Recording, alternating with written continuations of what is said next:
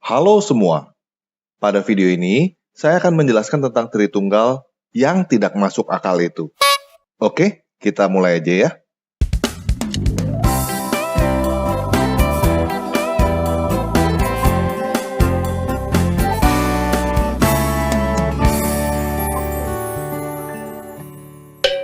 Nah, hal pertama yang perlu kita ingat adalah Tritunggal itu bukan menjelaskan tentang keberapaan Tuhan, tetapi menjelaskan tentang kebagaimanaan Tuhan yang satu itu.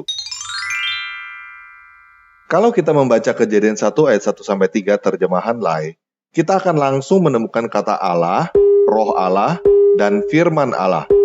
Ketiga hal ini adalah tiga hal yang berbeda. Tetapi, ketiga hal ini adalah satu kesatuan yang tidak dapat dipisahkan. Inilah pengertian dasar mengenai Tritunggal itu, yaitu Allah, Roh Allah, dan Firman Allah. Nah, kata Allah yang ada di dalam Alkitab Lai bukanlah nama, tetapi kata yang diterjemahkan dari bahasa Ibrani Elohim, yang artinya secara umum adalah dewata, tidak lebih, tidak kurang. Baik kata Elohim maupun kata dewata adalah bentuk jamak dari kata El dan Dewa, yang mempunyai arti sesuatu yang mempunyai kekuatan yang luar biasa dan sesuatu yang dipuja. Bentuk jamak Elohim dan dewata pada penjelasan ini bukan bermakna dewa-dewa, tetapi mempunyai makna satu sosok yang mempunyai kekuatan-kekuatan yang luar biasa. Maksudnya begini, dewa petir punya kekuatan petir, dewa laut punya kekuatan laut, dan sebagainya. Namun dewata yang dimaksud bukanlah dewa petir, dewa laut, dan lain-lainnya itu berkumpul bersama-sama. Dewata yang dimaksud adalah satu sosok yang punya semua kekuatan itu. Nah, supaya kita tidak bingung antara kata Allah yang ada di dalam Alkitab dengan dewa tetangga kita yang bernama Allah. Jadi mulai saat ini, saya akan menjelaskan dengan menggunakan kata dewa dan dewata. Karena dewa yang kita percaya adalah dewa yang punya roh dan firman, sehingga dewa kita itu adalah dewa yang hidup. Sedangkan dewa tetangga kita hanyalah sebuah zat yang tidak diketahui dan tidak punya roh. Jadi, kita percaya kepada satu dewata, dan satu dewata yang kita percaya itu punya roh dan firman. Inilah yang disebut dengan Tritunggal, yaitu dewata, roh dewata, dan firman dewata. Ketiga hal ini dapat dibedakan, tetapi tidak dapat dipisahkan. Nah, seperti yang saya jelaskan tadi, dewata itu mempunyai makna kekuatan-kekuatan. Kekuatan inilah yang merupakan sumber yang mempunyai kehendak untuk menjadikan segala sesuatu. Kalau ditanya kekuatannya ada berapa, jawabannya bukan satu, tetapi infinity. Itu sebabnya dalam bentuk jamak, tapi tunggal. Karena satu sosok dewata itu mempunyai kekuatan yang tidak terhitung. Sedangkan roh, arti umumnya adalah semangat. Jadi roh Allah artinya adalah semangat dewata. Dan semangat dewata inilah yang membuat kita berkata bahwa dewa kita adalah dewa yang hidup. Mobil punya kekuatan, tetapi tidak punya roh. Makanya mobil adalah benda mati. Begitu juga dewa lain yang hanya berupa zat tanpa roh adalah benda mati. Apapun juga itu, walaupun itu adalah sebuah gantungan yang mempunyai kekuatan luar biasa untuk menggantung seluruh jagat raya, tetapi tidak punya roh, tetap aja itu adalah benda mati. Kita makhluk hidup tidak diciptakan oleh benda mati. Roh kita berasal dari roh dewata itu. Dan itulah yang membuat kita hidup. Jika roh kita diambil, kita sudah tidak hidup lagi. Sudah jadi mayat. Sama seperti benda-benda mati lainnya. Nah, tanpa ragi punya roh yang namanya tanpa ragi juga. Kalau tanpa ragi punya roh yang namanya Jiraemon, itu namanya kerasukan. Begitu juga kalau ada zat yang namanya A, tetapi punya roh yang namanya J, itu artinya A adalah medium hantu. Benda mati yang bisa dirasuki atau diisi oleh makhluk halus. Sampai di sini paham ya? Nah, roh atau semangat dewata itu ada berapa? Begini guys, kita sering mendengar kata semangat 45 kan? Semangat 45 itu ada berapa? Ada satu, ada berapa orang yang punya semangat 45? Banyak kan? Jadi kalau roh atau semangat 45 itu aja bisa tidak terhitung, apalagi roh atau semangat dewata.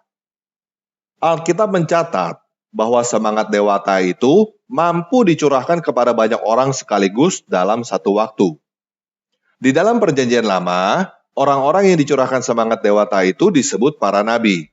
Tetapi, pada akhir zaman ini, seperti yang telah dinubuatkan di dalam Yoel 2 ayat 28-29, semangat dewata akan dicurahkan kepada banyak orang, bukan hanya dicurahkan kepada para nabi bangsa Israel.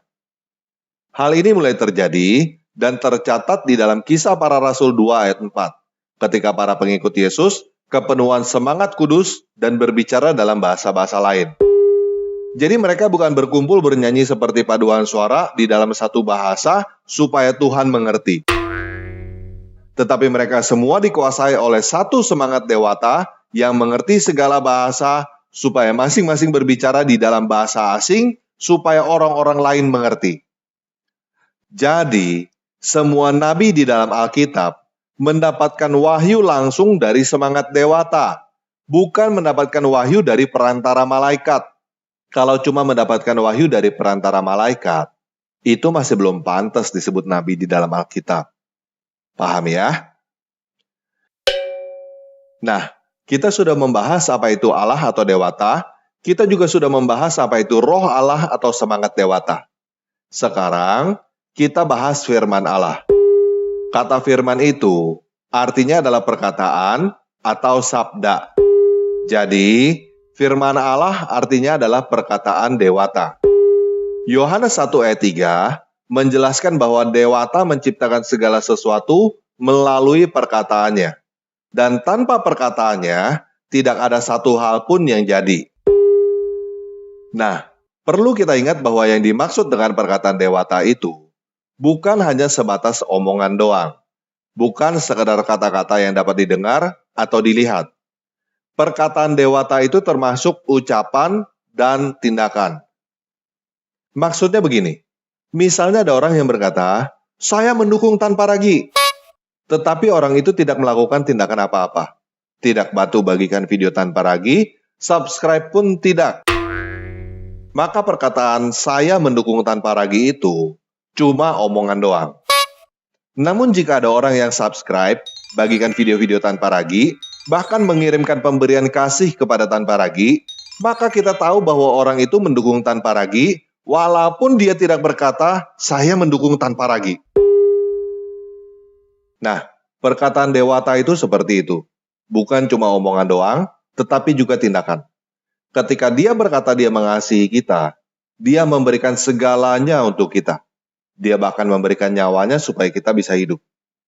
Jadi yang disebut dengan perkataan dewata itu, bukan hanya bisa kita dengar atau kita baca, tetapi bisa kita rasakan dengan seluruh indera kita, baik secara rohani maupun secara fisik. Itu sebabnya dikatakan bahwa sang perkataan dewata inilah yang menyatakan bagaimana sang dewata itu sendiri. Kalau tidak ada perkataan dewata, maka dewata itu bisu dan tidak ada suatu apapun yang jadi di jagat raya ini. Dengan kata lain, kalau perkataan dewata itu tidak ada, maka sang dewata itu pun tidak ada.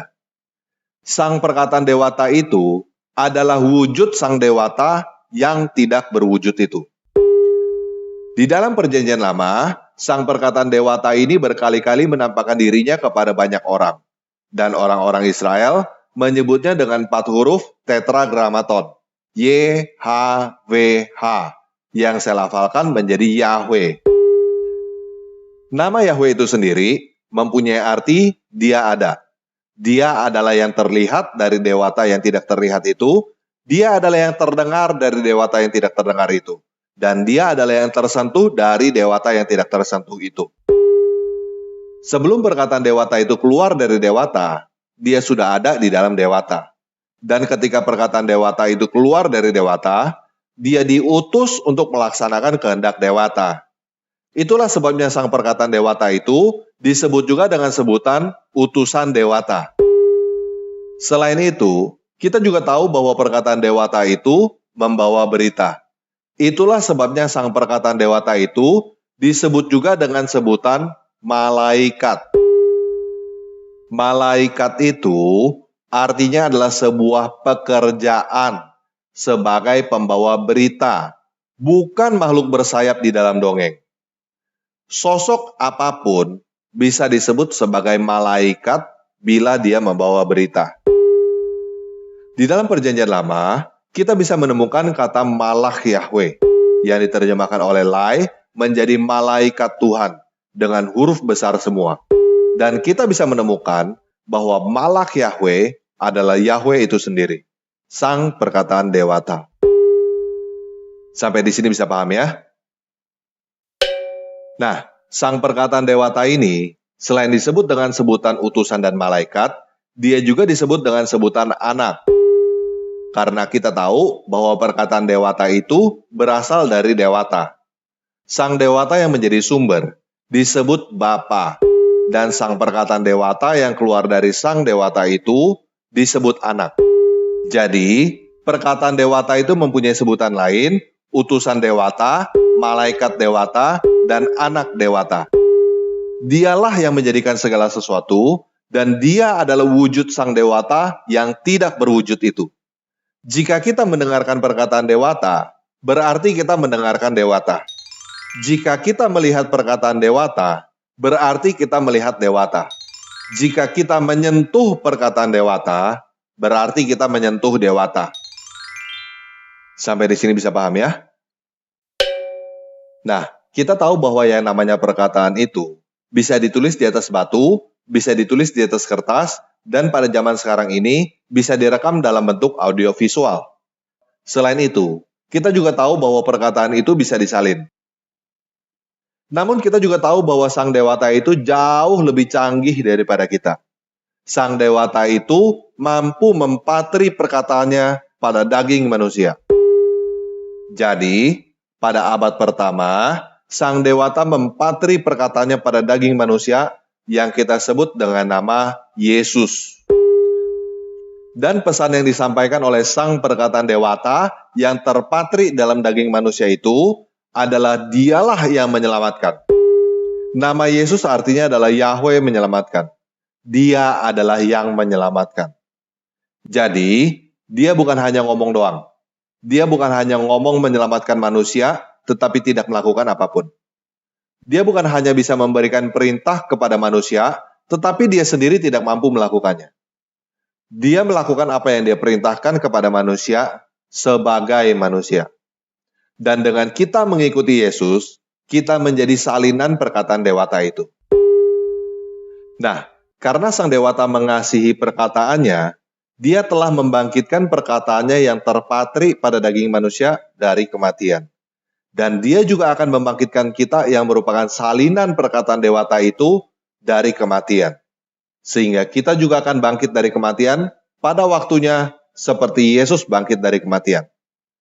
Dengan demikian, dia menepati apa yang dia katakan, yaitu dia adalah yang menyelamatkan. Nah, sekarang ini, sang perkataan dewata itu sudah kembali kepada dewata beserta dengan tubuhnya. Itulah sebabnya dikatakan bahwa sang perkataan dewata yang terpatri pada tubuh manusia itu sekarang berada di sebelah kanan Bapa, sang dewata yang tidak terlihat itu. Sang perkataan dewata itu sedang menyediakan tempat bagi kita yang merupakan salinan dia di langit dan bumi yang baru. Dan sang perkataan dewata yang terpatri pada tubuh manusia itu yang akan menjadi hakim atas seluruh manusia pada hari penghakiman. Jadi, karena perkataan dewata itu terpatri pada daging manusia, maka dia 100% adalah manusia dan 100% adalah perkataan dewata. Jika kita mendengarkan dia, kita mendengarkan dewata. Jika kita melihat dia, kita melihat dewata. Jika kita menyentuh dia, kita menyentuh dewata. Jika kita menolak dia, kita menolak dewata. Ini yang dimaksud dengan dua natur. Sama seperti jika saya menulis perkataan saya pada sebuah buku dan saya berikan buku itu kepada kamu. Maka buku itu 100% adalah buku dan 100% adalah perkataan saya. Jika kamu membaca buku itu, maka kamu membaca saya. Jika kamu tidak membaca buku itu, maka kamu tidak membaca saya. Kamu tidak bisa berkata bahwa kamu menghargai saya, tetapi kamu buang buku yang saya berikan. Nah, saya mau membagikan satu contoh lagi. Banyak orang yang memberikan pesan kepada saya. Banyak yang mengajak saya debat dengan pertanyaan tutu mulu yang pernah saya jawab di video-video saya. Apa yang saya lakukan kepada orang-orang yang mengajak saya debat itu? Saya memberikan link video jawaban yang pernah saya buat atas pertanyaan tutu mulu yang mereka tanyakan. Setelah mereka mendapatkan link, mereka langsung berkata, "Saya tidak mau melihat videomu, saya mau ngomong langsung." Kira-kira, apa yang saya lakukan setelah itu? Saya akan blokir orang itu dan tidak akan pernah saya jawab lagi. Kenapa begitu? Karena ketika dia menolak nonton video yang saya buat, berarti dia menolak mendengarkan jawaban saya. Buat apa ngeladenin orang yang tidak mau mendengarkan jawaban? Buang-buang waktu aja kan? Nah, begitu juga dengan sang dewata. Ketika kita menolak perkataan dewata yang terpatri pada manusia itu, kita menolak sang dewata. Maka dia juga akan menolak kita. Itulah sebabnya, Yesus berkata di dalam Yohanes 14 ayat 6, "Akulah jalan dan kebenaran dan hidup. Tidak ada seorang pun yang datang kepada Bapa kalau tidak melalui aku." Oke, sekian video kali ini. Yesus Kristus adalah sang perkataan dewata yang beserta dengan kita. Immanuel.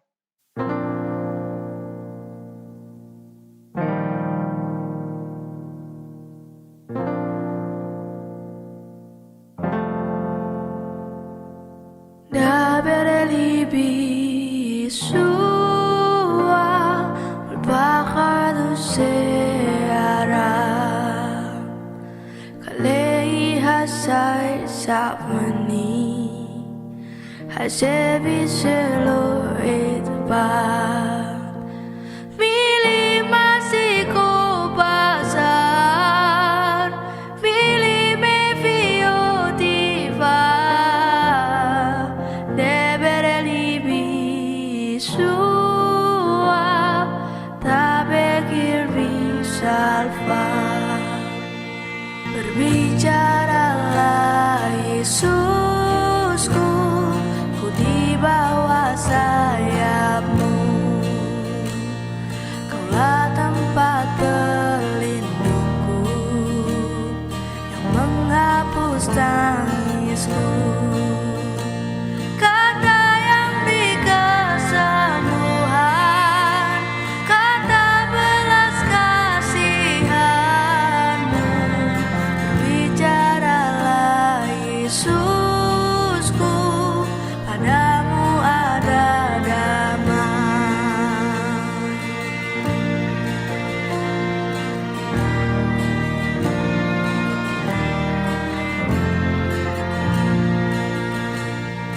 Dabeli Yeshua, Eda Elohim Hasma, Kumilat Chaharis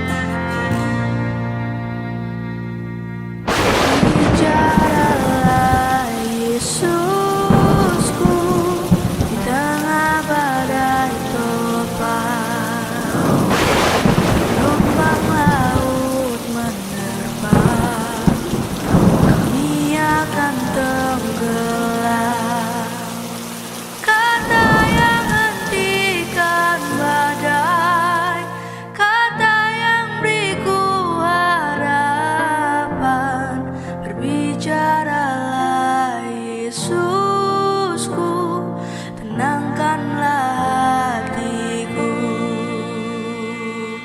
Debere libi Yeshua, Adua besir knafcha,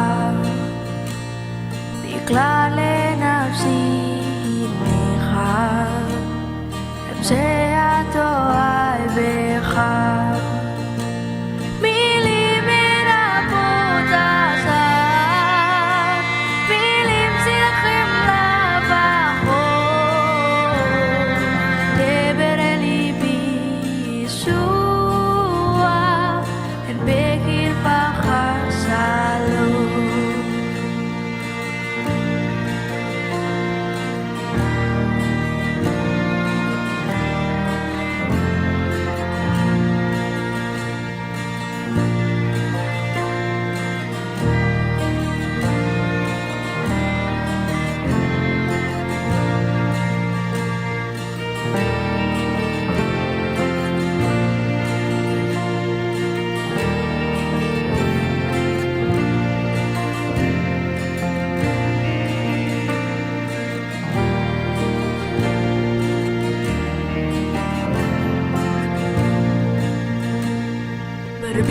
Berbicaralah Yesusku, sang perkataan dewa,